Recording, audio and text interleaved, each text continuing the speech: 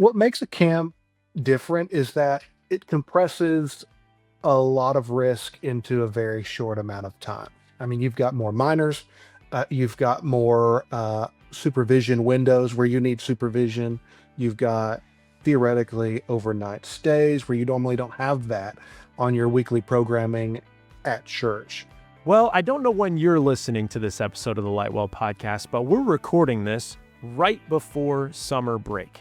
And summer brings a lot of cool stuff with it. Kids are out of school, the weather's warmer, it's a great time to get outside, and often it's a great time to go to camp. And so in the world of ministry, that's a big deal. There are summer camps whose, this is their Super Bowl all summer, just bringing kids in, taking care of them, sharing the good news with them. But it also comes with insurance risk. As you know, if you are a regular listener to the Lightwell Podcast, that's what we're going to be talking about today. So to help me with that, I'm bringing in a risk advisor from the state of Alabama. His name is Ben Giselbach. He's got great experience with Christian camps there in Alabama, and he's here to share some insights and some key risk areas that you might need to look out for if you're a camp leader. Let's get right into our conversation with Ben. Well, I am so thankful to be joined today by my friend Ben Giselbach. He is a risk advisor for Lightwell in the state of Alabama, and he serves plenty of churches down there and has a lot of different kinds of experience, both inside the church and, like we're going to be talking about today, with other Christian facilities like camps. Ben, thank you so much for joining me today. It's great to be here. So with camps, just to kind of level set for the entire conversation, what makes a camp riskier, maybe from an insurance standpoint, than regular ministry activities? What makes a camp different is that it compresses a lot of risk into a very short amount of time. I mean, you've got more minors, you've got more supervision windows where you need supervision, you've got theoretically overnight stays where you normally don't have that on your weekly programming at church. You've got outdoor activities, you've got transportation to get to the camp, from the camp, you've got weather exposure, you've got waterfront exposure, and then you've got so much reliance on your volunteers. So you've just got this compressed window of risk.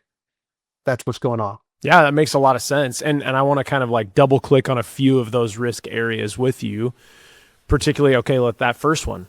What are some of those liability or other maybe unforeseen risks that camps take on by dealing with minors? What are those risks that come in by just having kids on your facility? It's basically the same risks that you have at church, but you just have it multiplied by a large number of things. So you can be dealing with a scraped knee at 10 o'clock, and then at 12 o'clock, you've got a homesick camper.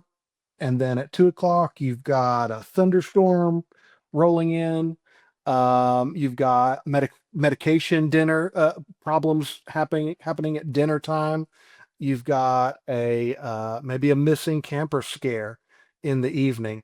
All of those things are happening in one day. All of those things that you just described can happen in a day in a location that's away from parents, which adds a layer of complexity and need to everything because they don't have their, normal source of comfort for those moments. So that actually speaks to something else you said, which was a risk area, staffing and volunteers. Can you speak to like staffing ratios? What's a good bit of guidance you could give a camp about the right number of volunteers or staff for all of the kids that they have on their property?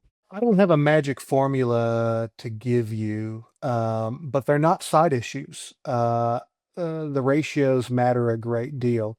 You want to have as many volunteers there, but not just volunteers. You don't want to just have bodies. You want to make sure that they're adequately trained. You can have a wonderful mission with your camp, and still have preventable incidents if you don't have the right kind of supervision, if the volunteers don't know what to do in those hard moments.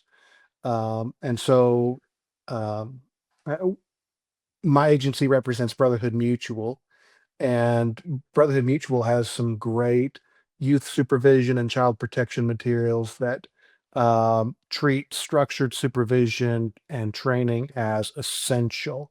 It's not an optional thing. Um, you might have I mean, you want to avoid a situation where you have one adult that's watching too many kids at one time. Maybe it's swim time or they're on the ball field playing. Um, Maybe another example would be nighttime cabin supervision. A camp may technically have an adult or two assigned to a cabin, but if volunteers don't understand lights out expectations, bathroom procedures, accountability rules, then the staffing ratio on paper does not mean a whole lot. So don't just ask if you are a church leader, a camp organizer, do I have enough people? What you need to ask is, do I have enough trained people in the right places that know what's expected of them? That's really good. So that is a perfect segue to another thing I wanted to ask, which is about policies. So the people there are only as effective as the training and the policies that are in place. So what are some common gaps you see in child safety policies, maybe as it relates to camps? The problem is not so much do we have a policy, it's that the policy you have might be too vague, too narrow, or worse, not even followed. Um, you need to make sure, for example, that you are screening volunteers, that they are going through the right vetting procedures to get there. But that in and of itself is not enough. You need to make sure you are imagining the right scenarios. That's what's important when it comes to child safety policies. You need to make sure that you've adequately imagined the things that could go wrong, and you have a plan in place for those things that could go wrong. And you keep teeing me up here because everything you're saying is like, that's what I want to talk about next. So, fine, you've got policies. You want to make sure you've imagined worst case scenarios. What are those activities that are the common claim factors or risk factors for camps? Because the camps, I mean, there's a wide variety of activities you would associate with summer camp. What are the ones that are the most risky or claim centric for camps often? I want to answer this one with a little bit of humility because claims really vary by camp, but there are some trends that I see, at least from our agency. You would think that the higher risk activities like water sports, transportation, uh, overnight things, um, ropes courses, things like that. You would think those high risk activities are what are generating the most claims. It's not really the case. Usually, it's the things that you don't expect to generate the claims are the things that are generating the claims. Think kickball, softball, football, field activities, things where you think, oh, that's safe. Those are the things that are generating the most claim. Our highest workers' comp claim in our agency was about $600,000. And this happened a few years ago when you had a staff person playing, I don't know, I think it was kickball out in the field with other staff people. Um, and she hurt her leg and basically had to learn how to walk again. And you would think that you would have a claim like that, falling off uh, a climbing event or a ropes course or something. No, it was just kickball. And so you think about the high risk activities, things we normally think of as high risk. Those are the things that we're really good at making sure that there are properly trained volunteers there, making sure nothing goes wrong. And don't let up. Keep doing those things, but also be aware of the things that you don't normally think are high risk activities. Make sure that they are supervised and that you have people that know the plan there who can act on an emergency. And that's a very interesting insight that It might be the high risk things that feel obvious. So there's training for that. There's policies for that. There's often extra volunteers for that. But the more mundane physical activities that are routine with camp can present those risks because you're not monitoring as closely. You're not being as careful. That's a good note. That's a good word. Okay, so obviously summer is hot, and there are all manner of things that happen weather-wise in the summer that are unique to summer. But how does summer affect risk for camps? How does that time of year play into the weather-related risks for camps? Well, it's hot, and so you have issues of dehydration you need to worry about. You have heat, you have lightning, you have severe storms. Sometimes you've got flash flooding. Um, on the property side of risk, you might be dealing with wind, hail, down trees, water intrusion, power outages. Um, a real world example that would be a great reminder here for our listeners is when the camp sees a storm building up. You try to squeeze in one more inning, one more lake rotation, swim, whatever, pool outing, one more hiking segment. And that's exactly where the judgment can go wrong because the experts say, National Weather Service says, if you can hear thunder, you're close enough to be struck by lightning. And tents, pavilions, those are not safe lightning shelters. So get out of there when you hear thunder. When you retreat into the facilities, you want to trust that they're safe. But with camps, sometimes it's the rusticness of it that's the appeal. And so when you're dealing with these facilities, what are some of those common things with camp facilities, camp structures that that can go wrong? Maybe it's age, maybe it's the upkeep, but what do you see at camps that are unique? We often think about things that could go dramatically wrong, and that's just so rare. It doesn't happen that way. So it's normally things like slippery bathhouse floors, poor lighting, loose handrails, damaged bunk ladders, or maybe damaged safety, whatever you call those on the side of bunks, worn steps, splintered decks.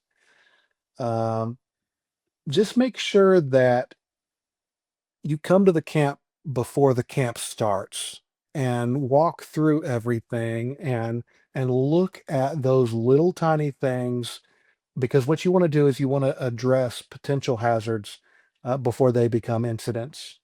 And so you think about a loose top bunk, let's call them bunk rails. No one thought to fix it um, when they saw it. They thought, well, we'll just fix that later. Um,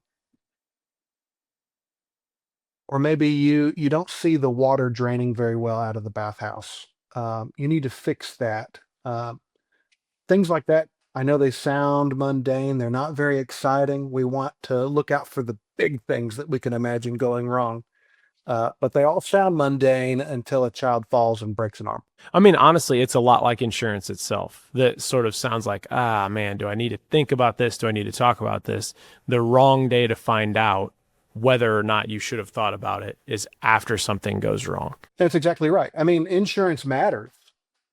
Insurance matters, but the best outcome is preventing the claim in the first place. Absolutely. This is such a dumb analogy, and I'm going to shoehorn it into our conversation because I think it's fun. I think insurance is like the punter on the football team, okay? The best day is when they don't do their job. But you want them there, you need them there, but it's better if you can keep them on the sideline. And so fix the handrail, fix the bunk rail, sand off the splinters. Those are the things that keep the punter on the sideline. But okay, so you mentioned this earlier. Let's talk about medical risks that happen at camp. I think of things like, a kid's allergic to something and they're not paying attention to what they're eating and they eat the wrong thing. Is that the most common medical thing that happens at camps, or what should camps be looking out for in the way of medical risk? What you need to think of when it comes to risk is you need to have several brainstorming sessions of things that could possibly go wrong, so that when they go wrong, you're not thinking, what do we do in this situation? You already have a plan in place. So you and I could brainstorm, and after a few minutes, we could think of several things on this particular topic. Dehydration. It's summer, it's hot. Kids are not properly hydrating. Heat exhaustion, asthma flare ups, allergic reactions, just like um, you mentioned, peanut allergies, whatever. They're not paying attention to what they're eating. Medication management problems, um, minor cuts and sprains, stomach illnesses. Um, if a kid gets sick, don't let them go back to the kids too soon. Um, they're, keep them isolated for a little bit longer than you might think. Well, and so more broadly, that's great. Let's talk about that like emergency response plan. Emergencies, hopefully they don't happen, but let's just say they're going to happen. Okay.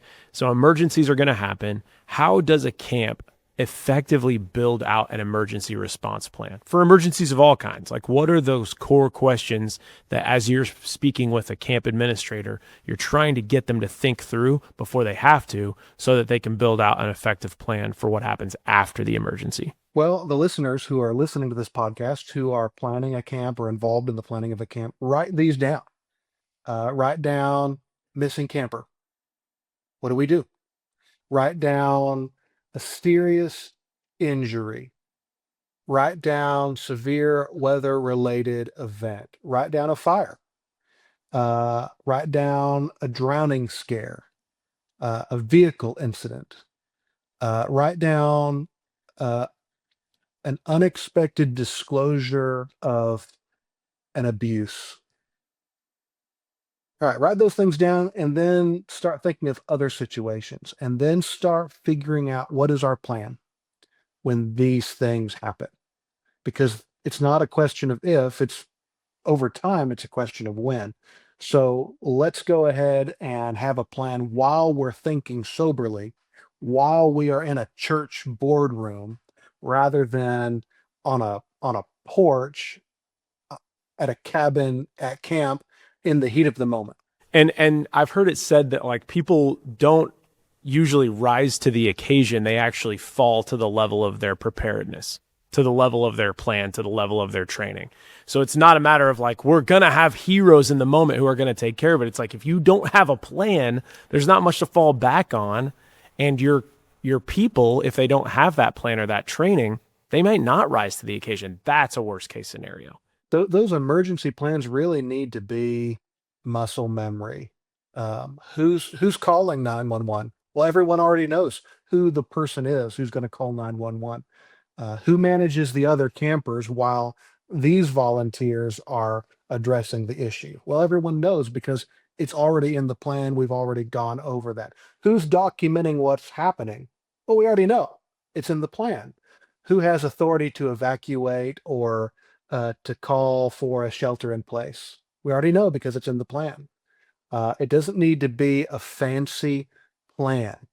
It just needs to be a plan that's known. That's very good. And, we want to always stop short of these podcasts being just straight up commercials for Lightwell or our products. But it is something to note that if you're a camp administrator or a church leader that helps administrate a camp and you're thinking, but I don't have a team that helps me think through these risks, can you talk about, Ben, the importance of having a trusted advisor like yourself who understands the unique needs of ministry risk, understands the unique needs of camp risk, and can walk them through building out that plan or thinking through what coverages they need? Why does it matter? I mean, one of the great things about Lightwell, about having a Lightwell agent, I think I can speak about most Lightwell agents. I know I'm speaking about me, is put put your agent in your phone.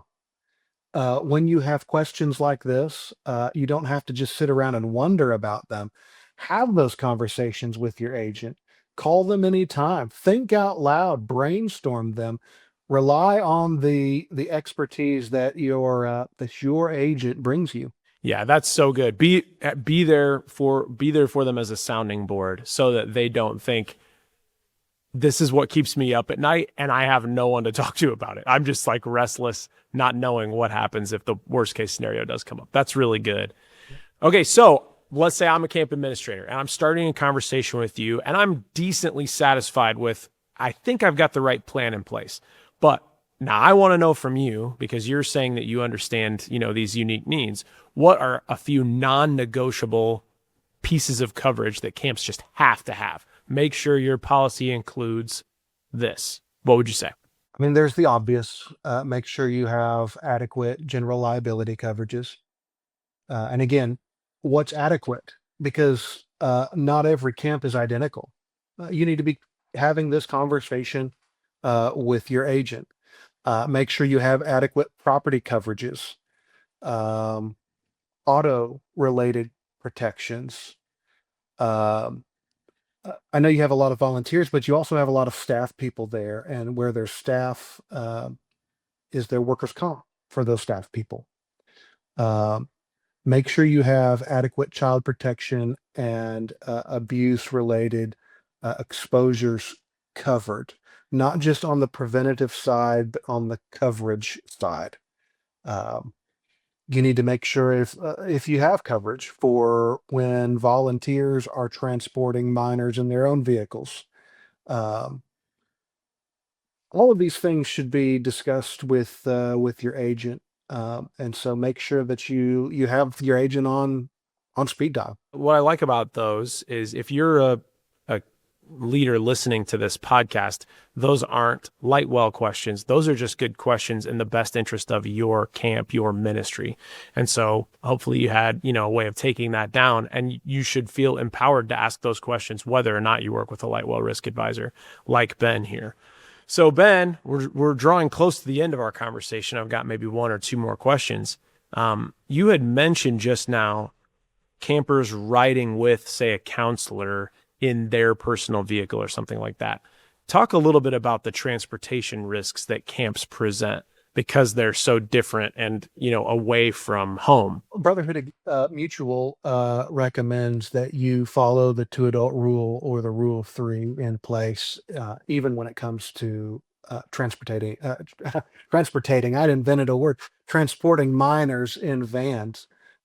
Make sure that there's more than one adult present. There's a real temptation for the situation to come up, say, when all the kids are gone except one, and you have a volunteer that says, well, it would just be easier for everyone if I just give this camper a ride home.